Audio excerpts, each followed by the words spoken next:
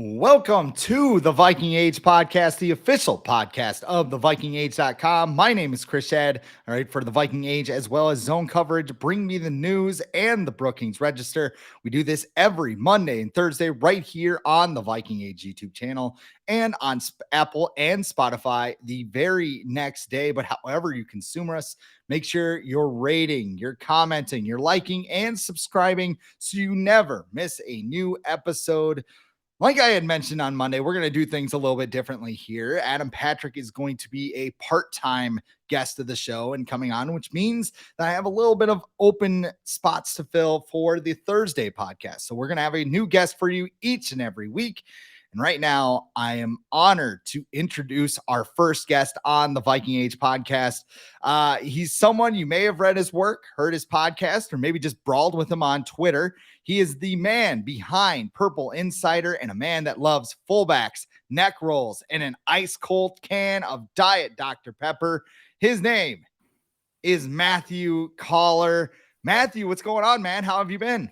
Well, I've been good. Yeah, certainly have had a lot of Diet Dr. Peppers this summer as we get ready for training camp. Just kind of waiting here over the next few days. I think probably next week we start sort of hardcore previewing camp, and then it's off and running for 2023. So it's been it's actually been a little too quiet, and seeing the big extension today for Quentin Williams, I was thinking I should keep in the back of my mind that a Daniil Hunter thing could happen anytime soon. It's just been too quiet in Viking land. So you can always expect them to make news at some point.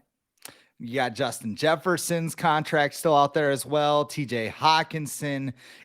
Somebody mentioned that it was 10 days before training camp today. And I was just like, oh my God, it's so close yet so far away.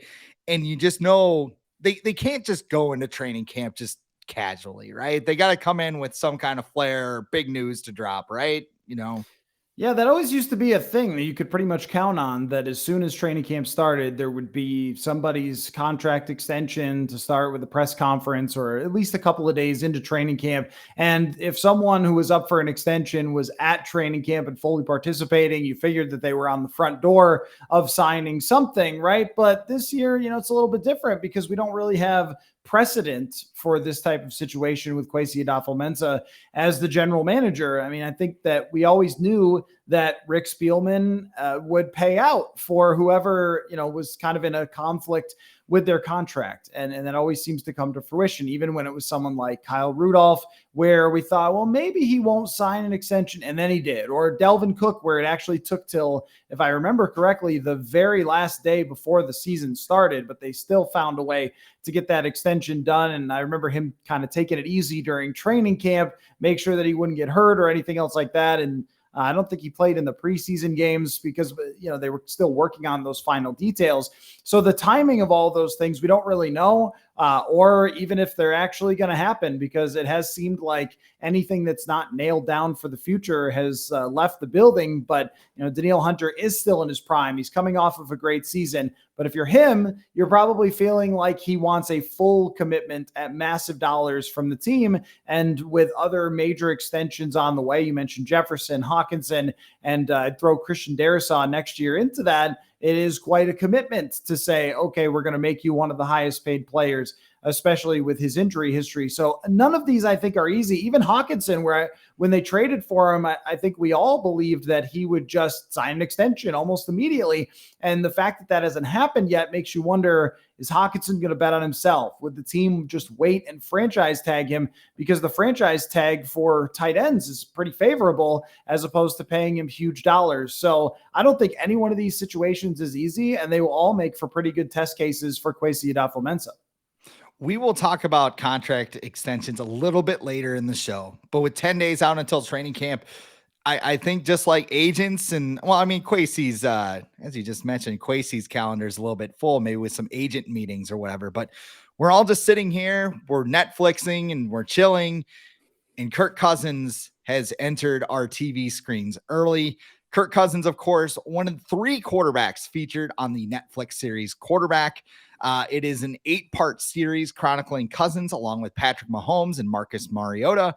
I know there are people who have just ripped right through all 8 episodes like a psychopath. I was talking to you before the show and you had kind of seen highlights. I just got through show number 3 before we went on the air. And while some of the footage is recycled from NFL film stuff, I like the peel back of the curtain stuff that goes into it. What do you think about shows like this where it kind of started with Hard Knocks? Now they kind of, have that in season Hard Knocks. And now they're going to individual players. Like, do these shows kind of interest you, or how do you kind of view these shows?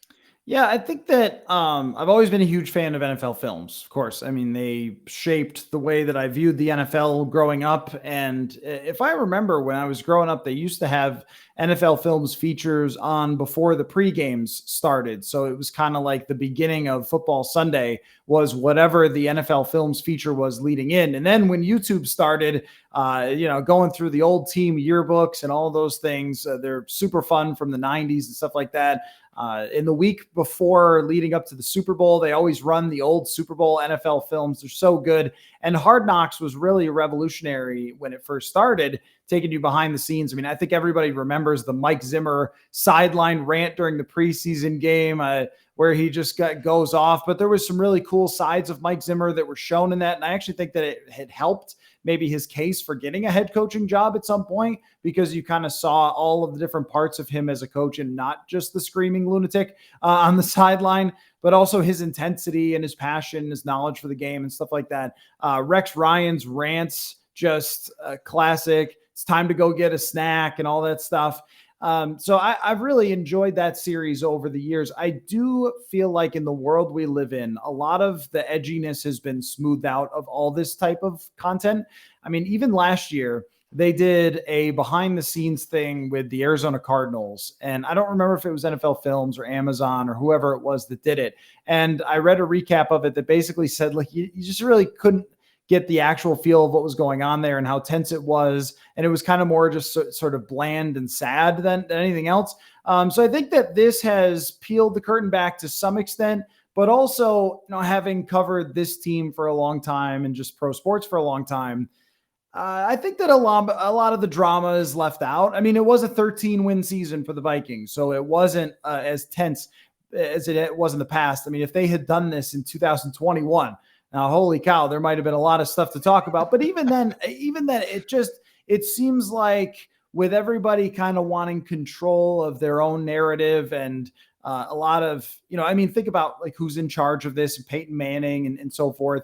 I think he was going to intend to show a lot of the stuff that maybe people don't know about quarterbacks, but also protect these guys and not make them look bad and not show some of their worst moments and not show some of the stuff maybe behind the scenes that does get tense during an NFL season. And again, I don't know that last year had a lot of tension. It was probably the least tense season that I've ever covered. So they picked the right time to do it. But, I think seeing things like what Kirk Cousins goes through to even recover from playing in an NFL football game. That's why, and you see me on Twitter laugh every time some guy says that he could run for 5 yards in the NFL. And you're like, okay. No, I don't think so. I don't think so, pal. I don't think you make it to 2 plays or whatever. And I'm sure Kirk Cousins could attest to that, considering the hits that he takes, the preparation that it takes to just be an NFL quarterback, to stand out there and be in charge, the intensity on the sideline of Patrick Mahomes and stuff like that. I think it's all really exciting. I don't think that you're going to walk out of it saying, oh my gosh, like you wouldn't believe some of the stuff that went behind the scenes. It's crazy, like the things that really do happen behind the scenes in the NFL. But you certainly got a look that was much closer. Him in the car ride home is a really interesting perspective of him talking about not the 4th down and 8, but the 3rd down play before that, where he throws it behind KJ Osborne, him as a person, how he lives, stuff like that. So it was interesting insight into who Kirk Cousins is. Yeah, and you talked about the durability factor and, people saying, oh, well, I could run for 5 yards against this while everybody's trying to murder you. The one episode that stuck out to me so far, and I've only seen 3 of them, Adam, actually, when I was talking to him last night, he said, you got to watch episode 3. That's the big one. The Bills game is there, but it just really peels back the curtain. And it was Kirk's hit he took against Washington, where Daron Payne just completely just buried him into the turf. And Kirk sitting there, and Payne looks at him and goes, "You'll be all right." And he's like, and like, I got the wind knocked out of me. And it took him like a full week just to get that hit out of his system. Like, he's in the cold tub on Monday. He's got a chiropractor at his house on Friday. He might have even seen a sports therapist at one point, because they showed him after the Eagles game talking to him, like all of those things. And then you see the footage from the Buffalo game, and he's just taking hit after hit after hit right in the sternum. And he's talking about, like, I couldn't even think. Like, Adam Thielen's trying to tell him, like, what kind of coverage is he's facing. And like, Kirk can't even like focus enough to listen on him because he's in so much pain. There's another play where he thinks Justin Jefferson's on a curl route and he throws an interception. And, most people sitting on their couch, probably me included on that Sunday, are just like, what are you doing? Why are you throwing that? Well, it's because it feels like he's got a damn knife in his ribs. The last play of the regulation, or I don't think it was regulation, but the last offensive play the Vikings had at Buffalo, there's that quarterback sneak, and he goes low, and he's like, I should have gone high. And Kevin O'Connell's like, why didn't you go over the top? Well, it's because he didn't want a linebacker, lunging at his ribs again, because again, like they're probably broken at that point. And by the end of the game, he didn't even celebrate, because he's just like, get me out of here. Like, I don't want to hug anybody. I don't want, I got to go get treatment or whatever. It's one of the things I think people take for granted, especially with Kirk, like, to get in, show up every day. And, outside of a super virus that like stopped the planet in its tracks, like we don't know what these players are going through. And I think that's one of the things that this series really did, is you see what Kirk deals with on a day-to-day basis and week to week, and why some of the decisions are made during the course of a game. Yeah, and I think that that's one thing that all rookies talk about when it comes to coming to the NFL, is just how all the veteran players are able to take care of their bodies to get just out on the field at all. And, when Mike Zimmer says something back in the day, like, you can't make the club if you're in the tub, but there is some truth to that. I mean, there is that, like, every player is getting banged up, and there is a process to heal yourself to the point where you can get out there and play. And are you willing to do everything that it takes to get out there and play? Because if you are, you're probably going to have more success. And Cousins, I mean, over the years, has really taken some hits and always gotten back up. And that one in Washington, I thought, was going to be it. I thought that was going to be the one that, took him out for a few weeks, and then he gets back up and he gets back out there, and he keeps playing. I think you never really know the degree to what somebody is dealing with, because they're not going to come out and say it. They don't want people to hit him in the ribs more. They don't want to come out and say, oh yeah, it's this. That's why I think that in part those injury reports try to be vague a little bit, like just wrist, ankle, whatever, and not say too much, because there is a part of trying to protect the player from his injury. But it's also sort of the price to play poker. I mean, if you want to be an NFL quarterback that makes the type of money he does and wants to be a star, you kind of have to invest all of that stuff. And I do think that it showed how much Kirk puts into it. And I've always thought this about Kirk Cousins in general, that if you want to talk about a guy that squeezed every single bit of juice out of the orange of his career, Kirk Cousins is that guy. I mean, a 4th round pick. If you go back and look at his athletic scores at the combine, not very impressive, not quite Tom Brady unimpressive, but unimpressive. I mean, he's not even very tall like Tom Brady is. So he has a lot working against him when he starts his career. Washington, picks RG3, and Kirk did everything he could to even get on the field and be a competent quarterback, and then has worked very hard and progressed. And I even think that in Minnesota, that the Vikings have gotten even a better version of Kirk Cousins in Minnesota than he was in Washington, because he has continued to get better year after year. And I really think, too, another part of this that I learned over the years, watching quarterbacks fail in preseason and training camp, Kellen Mond, Kyle Sloter, and so forth, is being able to even just understand the playbook, what you're supposed to do on each play, takes so much work. And Kirk knows that process, and he's done that process many times and had many different play callers and many different offenses. But to be able to get the memorization down and then go execute it at full speed, but to be able to command your teammates as well, because I think people don't understand a lot of times that you get out there and somebody's lined up wrong, but you have to identify that all the other 10 guys have to be in the right spot in order for the play to work. And the quarterback is responsible for all of that. So there's a reason why they get paid a lot more than everybody else, because so much is on their plates. And I think if this series did anything really, really well, it's to show just how much these guys go through to make it all happen. Now you hinted, these guys get paid a little bit more, and there's a bit of a discussion about Kirk Cousins and maybe his next contract, which is a bit of a segue into the next topic we're going to dive into. But before we dive full into that, I just want to kind of ask, what do you think about Kirk Cousins' future? Because I think this could get very interesting, because Kirk alluded to how hard it was to learn Kevin O'Connell's offense. And I believe last year he mentioned something about he not feeling really comfortable with this until the Detroit game. And I went back and I looked it up. In the 11 games before, this is the second Detroit game of the season, of course. 11 games before that game, he was throwing for 244 yards per game, 18 touchdowns, 9 interceptions, 64% completion rate with 6.5 yards per attempt.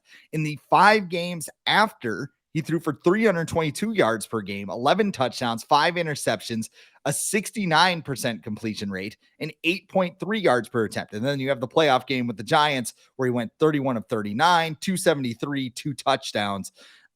It could lead to a lot of outcomes, because the Vikings could be pressed to sign him to a short-term deal as kind of a Band-Aid, because hearing Kirk talk about the offense, I mean, do you want a rookie jumping into this offense day one? Like, you're the starter, kid. I mean, people talk about Caleb Williams and how he's Patrick Mahomes, and like, you watch this series and you're like, no, he's not, because he might be physically, but it's the mental side. It's Patrick Mahomes walking around the house, with his kid and his wife, seems like a really nice guy. Then he puts the helmet on and he's like going to kill your entire family or something. Like he's like a linebacker playing football. I know you love your 90s NFL and 2000s references. Like, it reminds me of a Madden commercial with Ray Lewis standing on the little yellow line, and it's 3rd and 1. He's like, "Oh, are you looking for this?" And he pulls it back 10 yards. That's Patrick Mahomes on a football field. He's like, "No, I'm coming at you." Then you have the bidding war between Sean McVay and Kyle Shanahan that could happen. Everybody knows Kyle Shanahan and Kirk Cousins are like a bad Taylor Swift song. It's like this love story that will never, ever end until Kirk Cousins shows up in Washington wearing a Niners uniform. Where do you think this ends? Yeah, I mean, I think that you make a good point about how difficult it is to be a starting NFL quarterback. And that's why we do see some very, very talented players bust. I mean, I think that the explanation for somebody like Zach Wilson isn't that complicated. The work that Patrick Mahomes and Kirk Cousins put in, I don't think that Zach Wilson put that in. I think that Zach Wilson thought he could just kind of show up and run around and make plays like he did at BYU. And that was absolutely not the case with the New York Jets, nor will it be for anyone. So there's always risk that's going to go into it. But, I guess I kind of think of the, instead of don't fear the reaper, don't fear the ponder. Because, I think every time we talk about drafting a quarterback, what Vikings fans' biggest fear is that they'll draft the next Christian Ponder. And it does, if you draft a bust quarterback, ruin your life.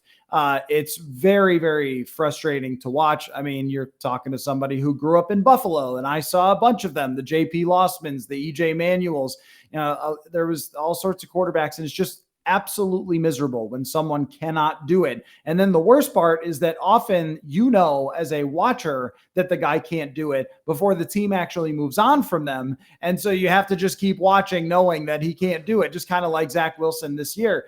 But then there's another side of that coin as well, that, we've just seen so many quarterbacks come in on rookie contracts and have success. And if you do pick that guy, it is a cheat code if he's really good. And there's no better example than Patrick Mahomes and Joe Burrow on their rookie contracts and what those guys were able to accomplish. And the same with Josh Allen. And yeah, I know those are the 3 best quarterbacks in the NFL, but if you pick that guy, and even Josh Allen and Patrick Mahomes were not even the first quarterbacks picked in their respective drafts. So it is a lot of randomness. It is a lot of just sort of submitting yourself to the football gods and praying to them and hoping that they drop a quarterback in your lap.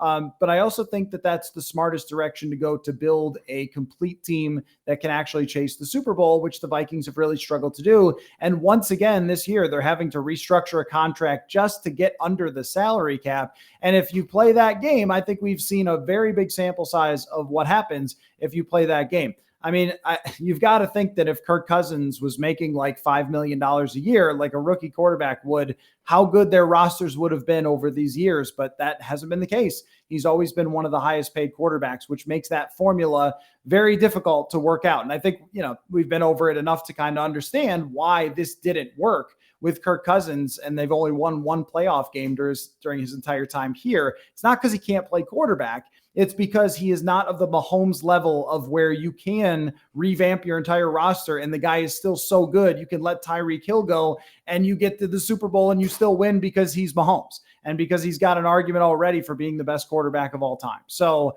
not in accomplishments, but in talent, I mean. And, he's on his way in accomplishments as well. So I think that the Vikings will take a swing at a quarterback in next year's draft and Kirk Cousins will play for someone else.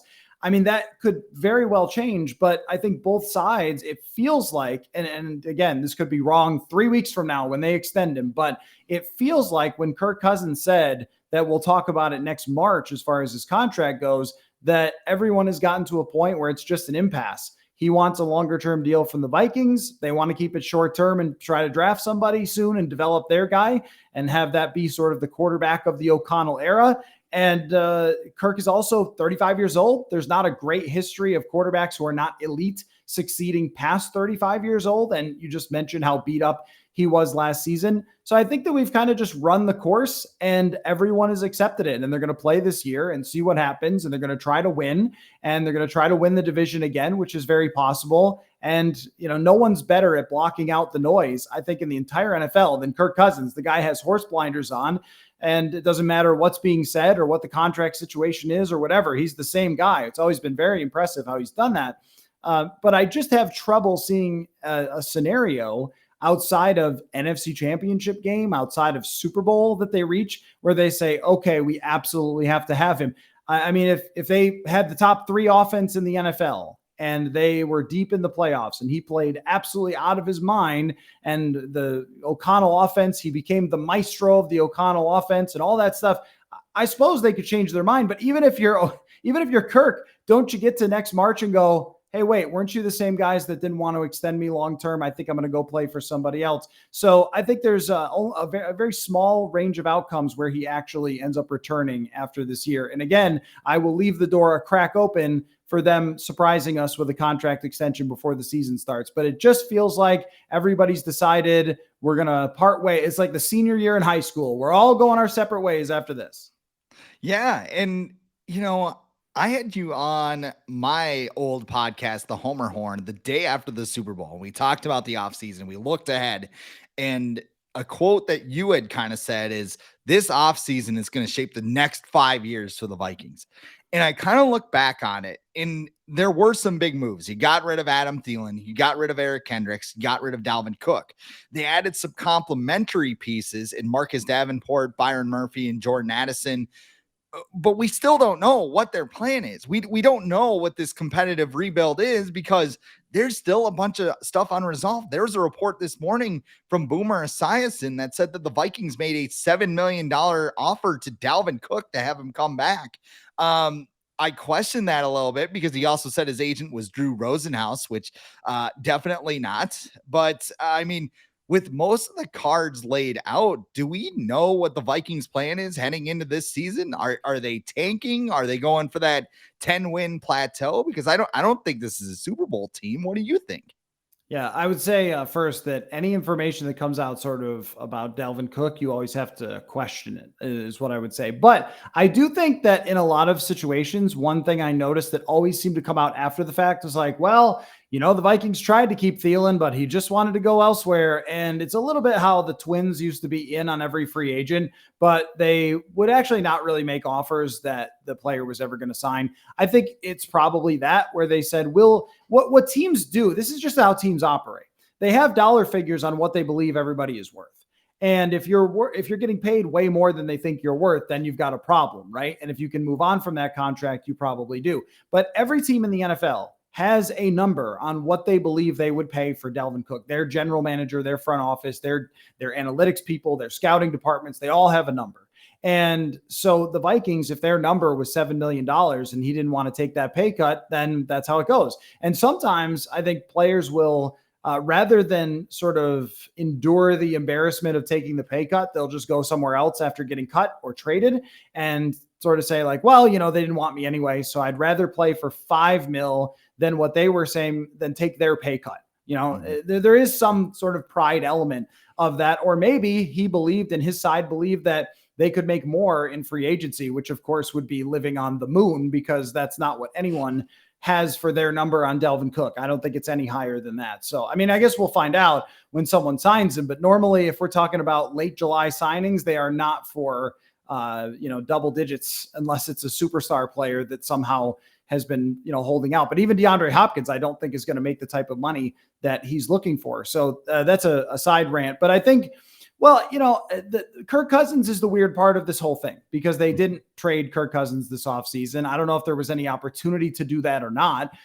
There would have to be another team that wanted to trade for him. And, teams like New Orleans have their solution. And it seems like San Francisco is rolling with Brock Purdy, and they want to find out what they can do with him and Trey Lance there. And I guess Sam Darnold, if he's in that mix as well. But I think the rest of the roster actually does make sense for a direction, because when I came out of the combine, and it was myself and a couple other reporters sitting down with Kwesi Adofo-Mensah and Kevin O'Connell, and when we walked out of there, we had the real impression that this roster was going to be wildly different, and some players that fans had the jersey of for a long time were not going to be here anymore. And that's exactly what happened. And I think that this is a competitive rebuild, where this is a team that could make the playoffs.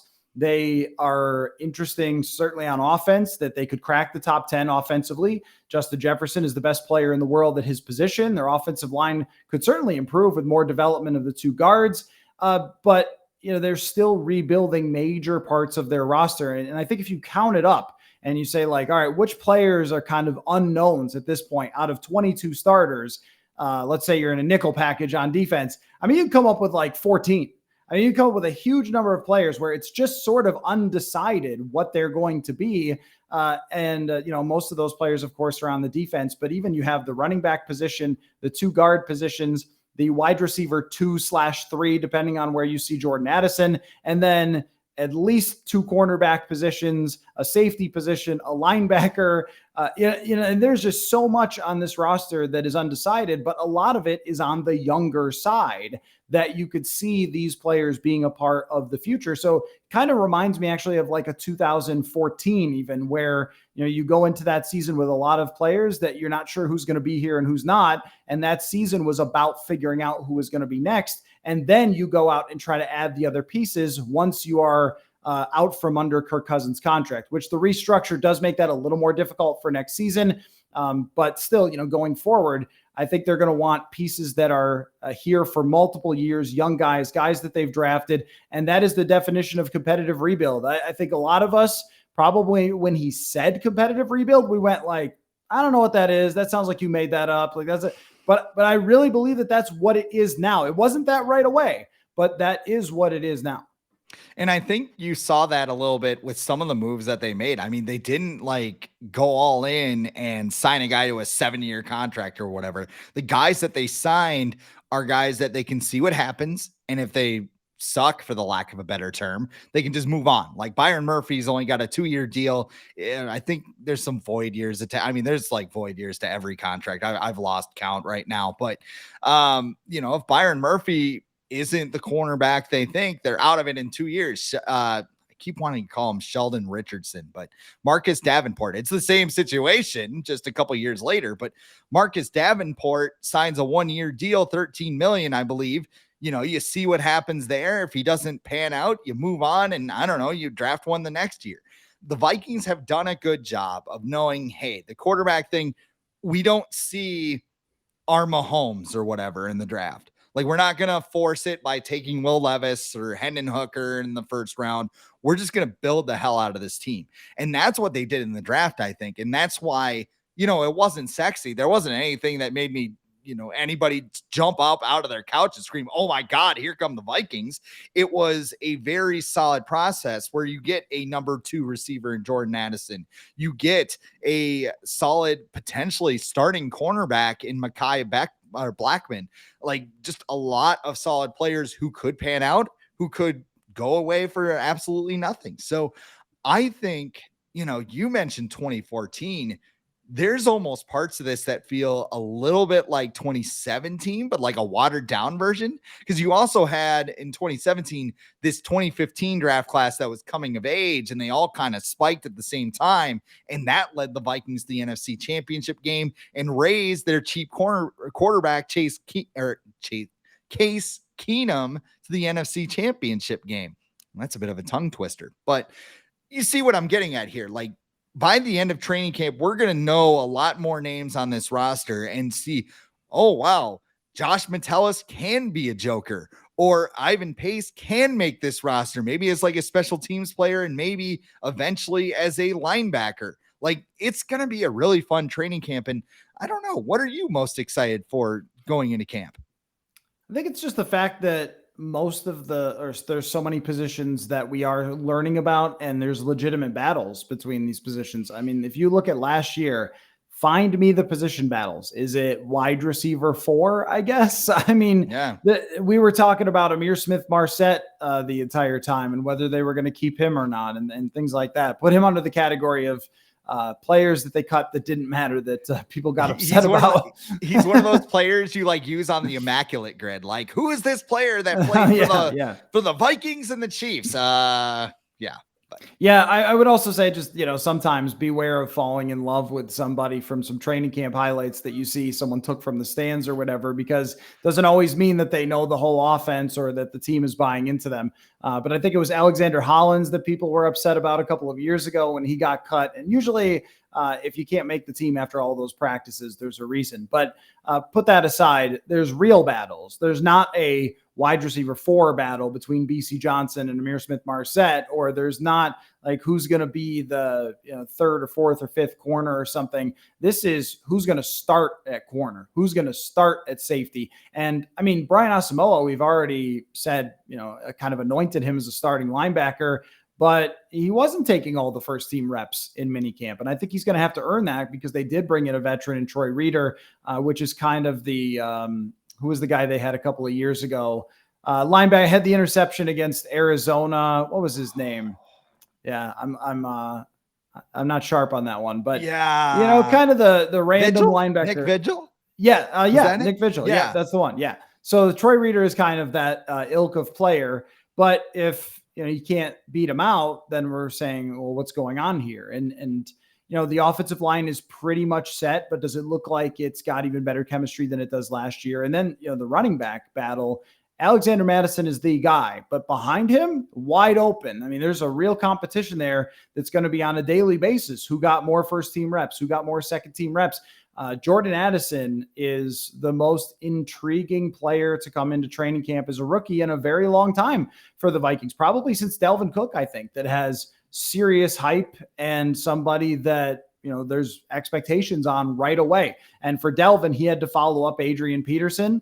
And now, Jordan Addison has to follow up Adam Thielen and come in here. And I think he's supposed to be a weapon for them right away. So how quickly does he catch on to everything that they're doing? Or is it going to be KJ Osborne who gets more receptions? And then, kind of what does the offense look like? What can we pick up on things that are different? And, there is a rookie quarterback to keep an eye on. Can Jaron Hall make any headway toward, QB2? I kind of doubt it with Nick Mullins here, who's more of a proven guy, but if he shows something, that'll be kind of interesting to talk about. So I think really in all parts of this roster, there's just things that are so undecided. And then there's these major storylines that are unresolved as of right now that will linger. If Justin Jefferson does not have the contract extension by the first week of training camp, then it's all right. The clock is ticking. What's going on there? Same with TJ Hawkinson and Danielle Hunter's holdout. Like, there is so many more storylines. I will say last year was interesting because it's a new coach, but the roster wasn't so different.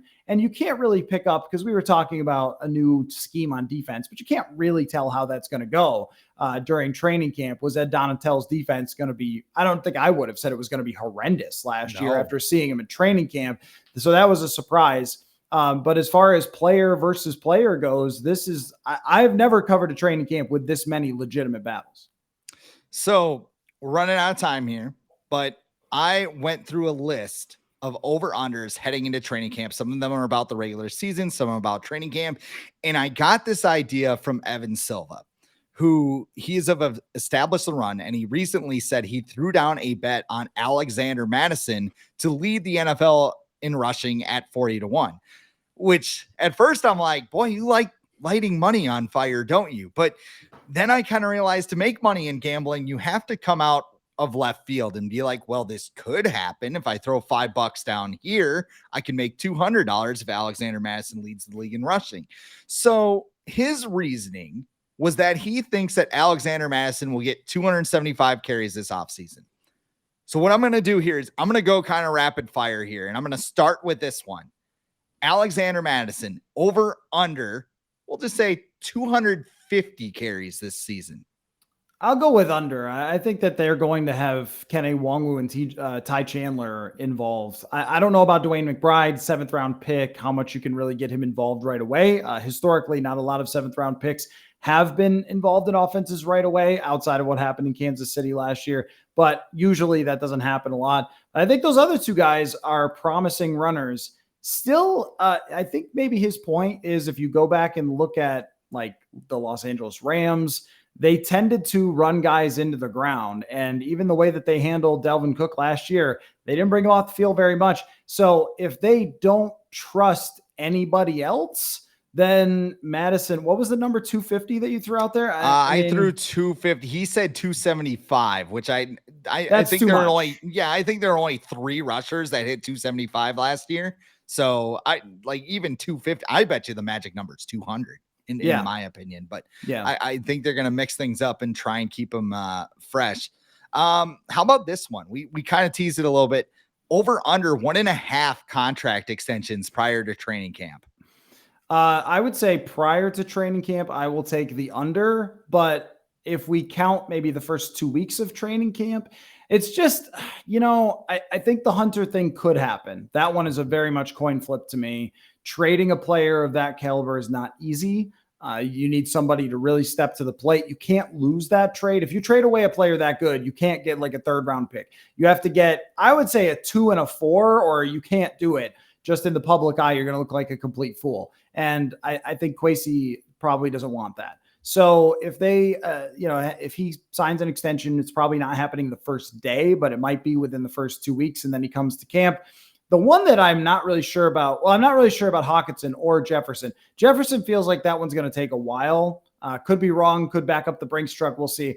Hockenson is the one I'm really interested in because he's got a lot of reason to want to stay. This is such a great fit for him. He seems like a Minnesota guy. Like I know he's not from here necessarily, but ish, right? I mean, he's buying beers for people at hockey games. I mean, how Minnesotan can you get?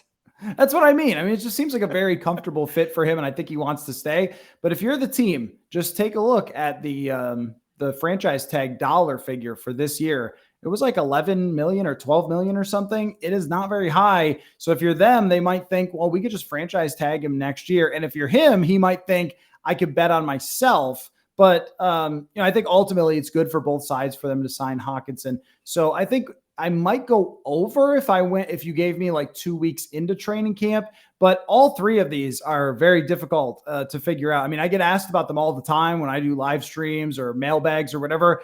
And every time I'm kind of like, I don't really know, because you could make a really strong argument for, hey, Jefferson doesn't have to sign right now. But also if he hits the field, he risks, injury or whatever else. Not that there would be any bad knee injuries in Viking land of key players or anything in the past, but you're always, you're taking that risk if you step on the field without an extension for Jefferson. But also the team, they're going to want to get it structured the way they want to get it structured, right? They're probably not going to say, hey, whatever you want, pal, we'll just do it your way. So you could see where there could be a conflict there. And with Hockenson, you could see, hey, if I'm going to rank second in the NFL in targets this year or something, someone's going to pay me $18 million. And if you guys aren't offering that, then I'm not doing it. And then, with Danielle Hunter, I think that one's very much a coin flip. So hard to figure. That's over under 1.5 is a great over under. I think I'll go over if I get the first 2 weeks of camp, but not confidently at all. Consider this the NFC North lightning round here. Over under 22.5 touchdown passes for Jordan Love.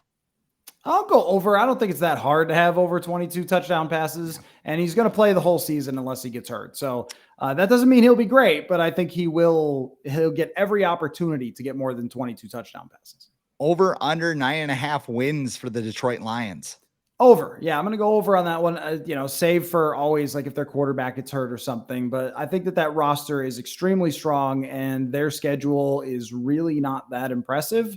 So they've got a great opportunity to win 11, 12 games. Just because they're Detroit doesn't mean they won't win. I mean, we've seen bad franchises turn around before, and I think they're on the right direction. But again, only with like some confidence because they are Detroit. And Dan Campbell, as much as I love him, he can be very unpredictable. Sometimes he'll convert 7 times on 4th down, and then with the game on the line, he'll be like, let's kick a field goal, see what happens. Over under the 5th overall pick in the 2024 draft for the Chicago Bears. I will say that they will be better than that, but not by a ton. I think that they are like a 7-win team, maybe an 8-win team. Their defense is still pretty bad. I think their offense will improve quite a bit. So I've got them as more of a 7-win team, which I think probably puts you at like the 10th overall draft pick. But I guess what I would predict about the Bears is that people are still debating whether Justin Fields is the guy after the end of this year. Final one. Over under 8.5 wins for the Vikings next season. I am going to go over, but not by much. So I think it's a 9 or a 10-win season because they have a good enough offense and a good enough coach and a good enough culture and all that sort of stuff and a good enough defensive coordinator to squeeze a lot out of that. But I don't think that they're a team that is going to make noise for Super Bowl contention. Depending on how the rest of the NFC goes, I mean, you could get a decent playoff seed by getting 10 wins, because there's only a couple of strong teams. But I think it's going to be very much like last year in everything except for the win total, where the point differential is probably not that impressive. And some of the other metrics kind of say that they're just okay. And when they get to the playoffs, there's going to be a clear, these 3 teams are really great. And then the Vikings are in the playoffs for sure, but they don't maybe have the strength to go all the way, deep in the playoffs. And that's it. But, with this year, you could see, you probably can't see as high of a ceiling as last year. I thought that last year going in, you could see a fairly high ceiling, but with, because they brought back so much talent and everything. But with this year, you can see a pretty low floor. All you need is a couple of those players to fail and a couple of players to get hurt. And you are a pretty rough team. I mean, if a wide receiver gets hurt, it doesn't even have to be Jefferson. It could be Osborne, could be Addison. Like, who are you throwing to? TJ Hawkinson, an offensive lineman on defense. If they don't have Hunter, how are they sacking the quarterback? I mean, there's only so many blitzes that Brian Flores can run. So they're kind of, I think that they have a good enough quarterback and a good enough offensive system to make the playoffs and to be a 9 or 10-win team. But they are also a couple of bad breaks away from being a 6-win team. What's going on at Purple Insider these days? Oh, this week is predictions week. So I wrote 50 predictions, went over them on the podcast, had an analytics expert analyze some predictions that I think nerds are making. So a lot of fun. And then I think probably next week we start going hardcore all in on the positional previews and all that sort of stuff, training camp previews. And then, the off season ends. So it'll be pretty exciting, but I'll be out there as always for the last, how many years is this for me? I think I was the last year of Mankato. So that must've been 17 was the last camp because I arrived in 16, but didn't cover camp. So what is this? Six or 7? 2016 or 26. Yeah. 7, 8 math, Yeah. I think it's the 6th training camp, but I'm not 100% sure. But I'll be doing it again. So it'll be fun. And where can people follow you on social media? At Matthew Coller's the Twitter and Purple Insider on Twitter as well. And Threads and whatever, Blue Sky, MySpace, I don't know, LinkedIn. Woof. Yeah, a wolf. Exactly. But everything is housed at purpleinsider.com. So if you want to go to purpleinsider.com, that's where you're going to get all that training camp coverage from TCO Performance Center and everything else. So I would go check that out. Well, Coller, thank you for coming on. Our first guest on the Viking Age podcast. And for all you out there, a reminder, we do this every Monday at 6:15, Monday and Thursday at 6:15 p.m. Central Time, right here on the Viking Age YouTube channel. But if you miss us, we're in podcast form the very next day. Make sure you like, comment, share, and subscribe so you never miss a new episode. For Matthew Coller, I am Chris Schad, and we'll talk to you next time on the Viking Age podcast.